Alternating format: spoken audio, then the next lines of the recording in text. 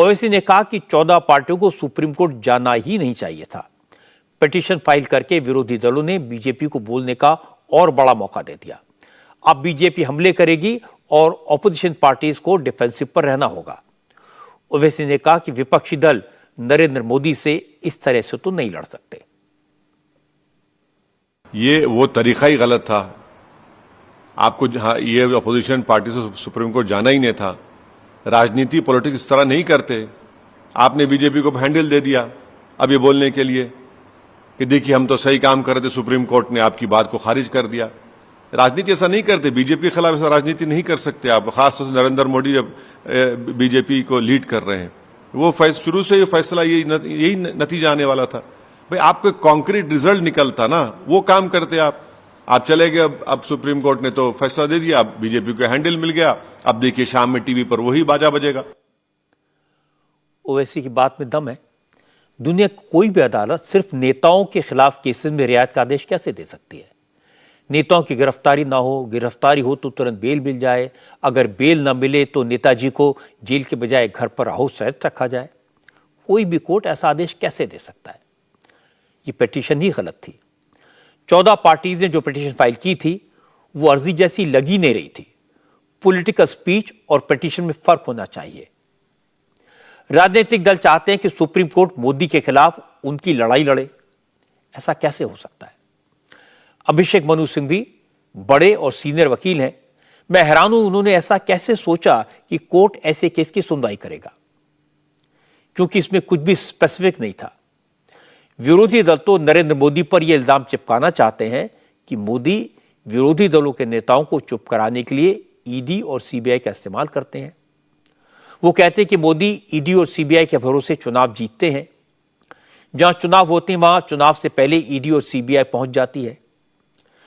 विरोधी दलों के जिन नेताओं को लगता था कि हम चुनाव में तो मोदी को हरा नहीं सकते, अगर सुप्रीम कोर्ट पिटीशन पर सुनवाई के लिए तैयार हो जाता है तो यह मोदी पर हमला करने का बड़ा ग्राउंड हो जाएगा। लेकिन सुप्रीम कोर्ट ने पिटीशन को सुनने से ही इनकार कर दिया और कह दिया अदालत सियासी जंग का मैदान नहीं है, राजनीतिक लड़ाई कोर्ट से बाहर लड़िए। इसलिए विरोधी दलों को यह दांव उल्टा पड़ेगा। इस केस में कानून की चोट लगी और राजनीतिक तौर पर भी उन्हें नुकसान हुआ। लेने के देने पड़ गए। विरोधी दलों ने बीजेपी को यह कहने का मौका दे दिया कि भ्रष्टाचार में लिप्त लोग अपने लिए कानून में रियायत मांग रहे थे।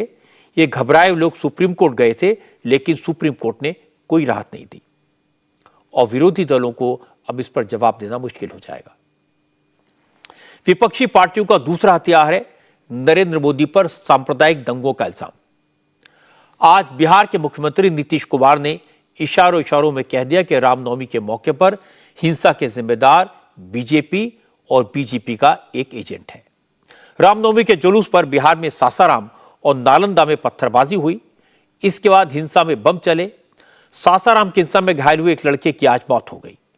पुलिस ने सासाराम में हिंसा के केस में अब तक 57 लोगों को अरेस्ट किया है। आज नीतीश कुमार ने कहा उन्होंने पूरे सिस्टम को लगाया हुआ है। एक एक घर में लोग पहुंच रहे हैं, पूरी जांच हो रही है, सारा सच जल्दी ही सामने आ जाएगा। पता चल जाएगा कि बिहार का माहौल खराब करने की साजिश किसने की। और इसके अगली सेंटेंस में नीतीश ने यह बता दिया कि बिहार में हिंसा किसने करवाई। नीतीश ने कहा 2 लोग हैं, एक दिल्ली में सरकार में है और दूसरा उनका एजेंट है, जिसको बिहार में पूछने वाला कोई नहीं है।